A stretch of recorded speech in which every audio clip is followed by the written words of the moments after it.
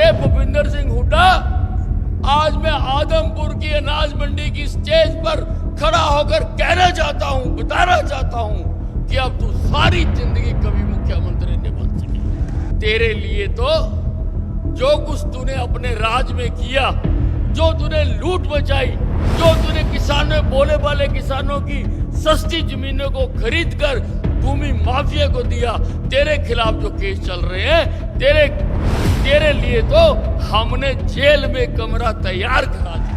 इनेलो का राज हमने देखा किस प्रकार से फैक्ट्रियों के आगे खड्डे खुदा दिए, लोग यहाँ पर कारोबार बंद करके भागना चाहते। आप पार्टी का केजरीवाल एक गुब्बारे बेचने वाला है।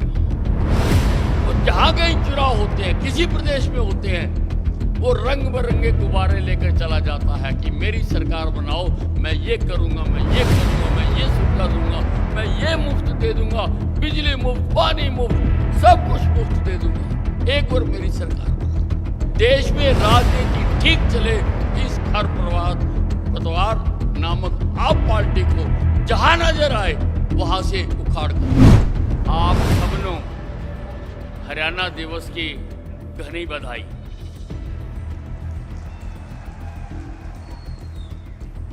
आदरणीय प्रदेश के यशस्वी कर्मठ मुख्यमंत्री मनोहर लाल खट्टर जी, बहुत ही जोशीले और जनता का सेवा करने वाले उप मुख्यमंत्री दुष्यंत चौटाला जी, कुलदीप बिश्नोई जी, भव्या बिश्नोई जी और उनके समर्थन में आए मंच पर बैठे तमाम नेतागण,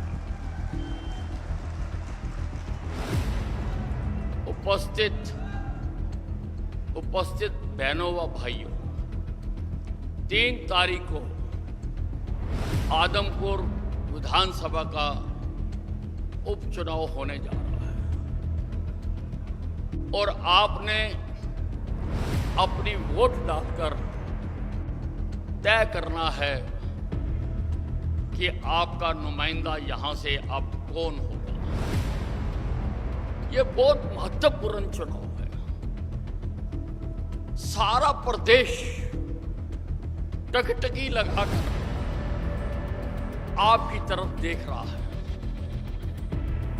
और आपने तय करना है कि आपका वोट किसको जाए। और जब भी आदमी तय करता है तो सबसे पहले वो तुलनात्मक अध्ययन करता है कि मेरे सामने है क्या क्या। हमारे सामने पार्टियां कौन सी हैं, उम्मीदवार कौन से हैं, उनका अध्ययन करता है, तुलनात्मक अध्ययन करता है और जो उसको बेहतर लगता है वो अपना वोट डालता है। हमारे सामने कांग्रेस पार्टी खड़ी है जिसने इस देश में अधिकतम समय राज किया है और आज हमारा देश अगर वो ठीक ढंग से राज करते तो दुनिया की बहुत बड़ी ताकत बना हुआ होता। लेकिन हिंदुस्तान की जनता ने उस बदनुमा दाग को मिटा दिया है। केंद्र से हमने उखाड़ के फेंक दिया, प्रदेशों से कांग्रेस को उखाड़ के फेंक दिया, 1-2 प्रदेशों में बाकी रह गई। भाइयों, वहां भी जनता तैयार बैठी है, जब मौका आएगा इस पार्टी को पूरी तरह से दफन कर दिया जाए। आज राहुल गांधी भारत जोड़ो यात्रा को लेकर निकला है। वो अपने चेहरे पर, कांग्रेस के चेहरे पर जो दाग लगा हुआ है उसको मिटाना चाहता है। कांग्रेस के डीएनए में ही भारत तोड़ो लिखा हुआ है। हिंदुस्तान आजाद हुआ, इन्होंने हिंदुस्तान को तोड़ दिया, हिंदुस्तान का बंटवारा कर दिया। लगभग 1 लाख लोग मारे गए और 2.5 करोड़ लोग विस्थापित हुए। 1984 में इन्होंने सिख दंगे कराकर लगभग 3400 लोग मरवाए। ये उस दाग को मिटाना चाहते हैं, वो दाग कभी नहीं मिट सकता। हमारे सामने यहां पर आप पार्टी भी खड़ी है। आप पार्टी का वैसे तो सूरज डूब चुका है। पंजाब में इन्होंने सरकार बनाई थी और 3 महीने बाद ही संगरूर का लोकसभा का उपचुनाव हुआ और लोगों ने आप पार्टी को सभी जगह से हराकर अपना प्रायश्चित किया कि हमारे से गलती हो गई थी कि हमने आप पार्टी को यहां से जिताया। आप पार्टी का केजरीवाल एक गुब्बारे बेचने वाला है। वो जहां कहीं चुनाव होते हैं, किसी प्रदेश में होते हैं, वो रंग बिरंगे गुब्बारे लेकर चला जाता है कि मेरी सरकार बनाओ, मैं ये करूंगा, मैं ये करूंगा, मैं ये सुविधा दूंगा, मैं ये मुफ्त दे दूंगा, बिजली मुफ्त, पानी मुफ्त, सब कुछ मुफ्त दे दूंगा, एक बार मेरी सरकार बना दो। लेकिन लोग अब उसकी असलियत को जान चुके हैं, उसके गुब्बारे फूट चुके हैं, उसके गुब्बारे फूट चुके हैं। और भाइयों और बहनों, मैं आपको कहना चाहता हूं, ये जो आप पार्टी है, ये राजनीति में खरपतवार है। खरपतवार जैसे किसान अच्छी फसल के लिए खरपतवार को उखाड़ कर फेंक देता है, वैसे ही देश में राजनीति ठीक चले, इस खरपतवार नामक आप पार्टी को जहां नजर आए वहां से उखाड़ दें। हमारे सामने इनेलो भी है। इनेलो का उम्मीदवार भी खड़ा है और इनेलो का राज हमने देखा किस प्रकार से फैक्ट्रियों के आगे खड्डे खुदा दिए जाते थे। लोग यहां पर कारोबार बंद करके भागना चाहते थे, जा रहे थे यहां से कारोबार छोड़ कर। आप सबने देखा कि उससे कितनी बेरोजगारी यहां पर हुई। और एक आपके सामने भारतीय जनता पार्टी है। भारतीय जनता पार्टी के नेता नरेंद्र मोदी ने देश की राजनीति की दशा और दिशा बदल दी है। पहले चुनाव होते थे नारे देकर, झूठे वादे करके।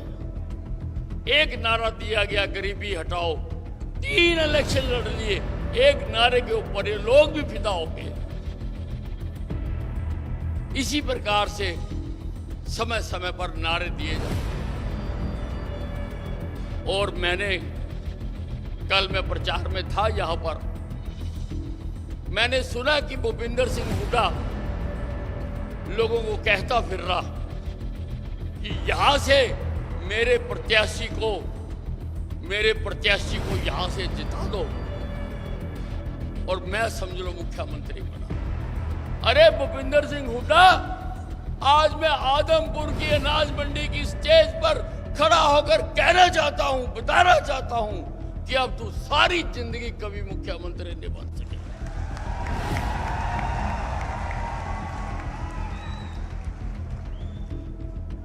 तेरे लिए तो जो कुछ तूने अपने राज में किया, जो तूने लूट मचाई, जो तूने किसानों, बोले वाले किसानों की सस्ती जमीनों को खरीद कर भूमि माफिया को दिया, तेरे खिलाफ जो केस चल रहे हैं, तेरे लिए तो हमने जेल में कमरा तैयार करा दिया। जेल में कमरा तैयार करा चुका है। और जो तूने उम्मीदवार दिया है, जो उम्मीदवार दिया है, क्या लोग उसकी असलियत नहीं जानते कि उसकी असलियत क्या है? ग्रीन ब्रिगेड का सरगना रहा है। ग्रीन ब्रिगेड 90 के दशक में थर थर कांपता था हरियाणा। जो तांडव इन्होंने किया, जो तांडव इन्होंने सारे हरियाणा में किया, वो किसी से भूला नहीं है। हमने देखा है वो समय। मैं भी 90 के समय में उसी ग्रीन ब्रिगेड के समय में मैंने उपचुनाव लड़ा था और मैं चुनावी राजनीति में आया था और मैं जीता था वो चुनाव।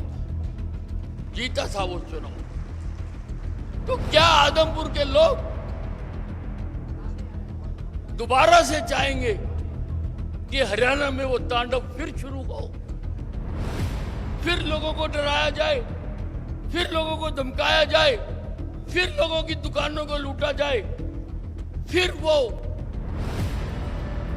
जो चिंता और दुख है उसकी स्थिति में क्या आदमपुर के लोग दोबारा से उस ग्रीन ब्रिगेड के मुखिया रहे जयप्रकाश को दोबारा वोट डालना चाहिए? इतना बड़ा इल्जाम अपने ऊपर आप नहीं ले सकते। और अगर कोई कहता है कि ग्रीन ब्रिगेड के बीज उसमें मर गए, तो बीज कभी मरा नहीं करते, वो मौके की तलाश में होते हैं। वो जिस दिन मौका मिलेगा वो फिर अपनी ग्रीन ब्रिगेड चलाएगा। भाई और बहनों, हरियाणा में हमने कानून व्यवस्था का काम किया है, हमने गुंडागर्दी को खत्म किया है। आजकल आप देख रहे होंगे कि मेरा बुलडोजर सारे हरियाणा में चल रहा है। मैंने पुलिस अधिकारियों को कह दिया कि जितने भी गुंडे बदमाश हैं, माफियाज हैं, ड्रग्सबाज हैं, उन सारों का इलाज करो। अनिल विज पुलिस के साथ खड़ा है, इनको खत्म करिए। अनिल विज हर पुलिस कर्मचारी के साथ। आजकल समाचार पत्रों में रोजाना आप सुनते हैं कि ये काम धीरे धीरे एक शहर से दूसरे शहर, दूसरे शहर से तीसरे शहर। हमने शांति का माहौल कायम किया। हमने जो सरकारी दुकानें लगा करती थी, भर्ती करने की दुकान, तबादले की दुकान, CLU की दुकान, भाइयों हमने वो बाजार बंद कर दिया। हमने वो बाजार बंद कर दिया। अब काबिलियत के आधार पर लोगों को नौकरी मिलती है। आज काबिलियत के आधार पर लोगों को नौकरी दी जाती है और काम आगे बढ़ाया जाता है। आज प्रदेश में शांति का माहौल है। ये जो मुख्यमंत्री जी बैठे हुए हैं, मैं 6 बार का MLA हूं भाइयों, 6 बार का। मैंने बहुत सरकारें देखी, बहुत सारे मुख्यमंत्री देखे हैं, पर मैंने ऐसा मुख्यमंत्री नहीं देखा जो दिन से लेकर रात तक केवल केवल केवल केवल केवल मैंने अपने प्रदेश को आगे कैसे बढ़ाना है। सारा दिन एक चिंता है कि मैंने अपने प्रदेश को आगे बढ़ाना है। यहाँ पर शांति व्यवस्था कायम करने की वजह से मुख्यमंत्री जी के 8 साल के समय में लगभग 1.5 लाख नए कारखाने यहाँ पर लगे, हजारों लोगों को रोजगार मिला है। और मारुति जैसी कंपनी जो पिछली सरकारों से तंग आकर हरियाणा को छोड़कर गुजरात भाग जाना चाहती थी, वो भागने तो दूर, उन्होंने एक तीसरा प्लांट यहाँ पर खरखोदा में लगाना शुरू कर दिया, जिसका हम उद्घाटन भी कर चुके हैं। उन्होंने कहा तुम तो हरियाणा को ही गुजरात बना दिया, यहाँ लूट मार खत्म कर दी, हम तो यहीं पर अपना कारखाना लगाएंगे, हजारों लोगों को रोजगार मिलेगा। तो भाइयों, ये तुलनात्मक अध्ययन है, तुलनात्मक अध्ययन करना है। भव्या बिश्नोई को जो वोट पड़ेगी वो मनोहर लाल की ईमानदारी और कर्मठता को पड़ेगी। भव्या बिश्नोई को जो वोट पड़ेगी वो नरेंद्र मोदी, जिसने आज हर भारतवासी का विश्व में सर ऊंचा कर दिया, विश्व में ऊंचा कर दिया। पहले हमें कोई पूछता नहीं था। अब रूस और यूक्रेन की लड़ाई होती है तो रूस का प्रधानमंत्री भी हमारे प्रधानमंत्री से बात करता है और यूक्रेन का प्रधानमंत्री भी हमारे प्रधानमंत्री से बात करता है। सीना चौड़ा हो जाता है। क्या आज हमारी बुक्कत है पहले विदेशों में हमें कोई समझता नहीं था, आज हर भारतवासी की किसी भी देश में जाए लोग इज्जत करते हैं, सम्मान देते हैं। पहले पंजाब से उग्रवादी आते थे, मारते थे, चले जाते थे, हम केवल श्रद्धांजलि समारोह आयोजित करके अपने फर्ज को पूरा कर देते थे। लेकिन प्रधानमंत्री नरेंद्र मोदी के समय उन्होंने उरी में घटना की, पाकिस्तान की सीमा के अंदर घुस के घर में जाके मारा, हमने घर में मारा।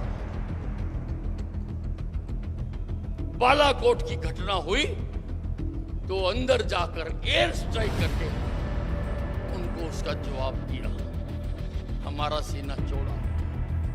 इसलिए भाइयों फर्क पड़ता है, एक एक वोट का फर्क पड़ता है। इसलिए मनोहर लाल जी का वो काम करते रहे, नरेंद्र मोदी का जो वो काम कर रहा है उसको अपनी सहमति की मोहर लगाने के लिए, ना केवल अपनी वोटें डालो। आपके जितने जानकार हैं उनके घर घर जाके कहो कि भाई अब की बार केवल भव्य बिश्नोई। आप सब टेलीफोन, मैसेज, व्हाट्सएप इस्तेमाल करते हैं, मेरे कहने से अपने व्हाट्सएप पर लिखिए कि मैंने फैसला कर लिया, मैं भव्य बिश्नोई को वोट डालूंगा, आप भी भव्य बिश्नोई को वोट डालकर यहां से विजयी कराएं।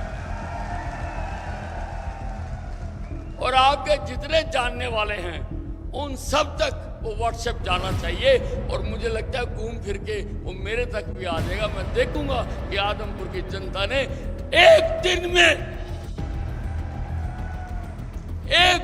में